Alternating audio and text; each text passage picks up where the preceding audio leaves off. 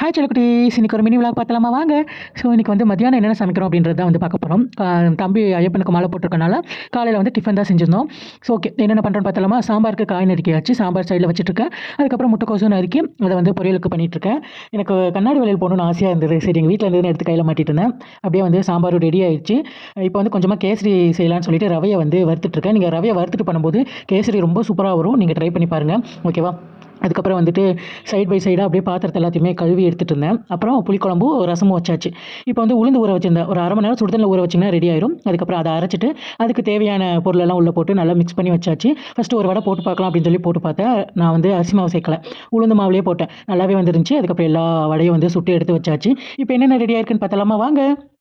So என்னது உளுந்த வடை, அதுக்கப்புறம் வெண்டைக்காய் குழம்பு, கேசரி, ரசம் கொஞ்சம் வச்சுருக்கேன், முட்டைக்கோஸ் பொரியல், அதுக்கப்புறம் வந்து சாம்பார். சாப்பாடு வந்து அடுப்பில் வெந்துட்டுருக்கு. சாப்பிடும்போது அப்பளத்தை பொரிச்சு எல்லாத்துக்கும் சாப்பாடு கொடுத்துட வேண்டியதான். பாய் செல்லக்குட்டீஸ், லவ் யூ ஸோ மச்.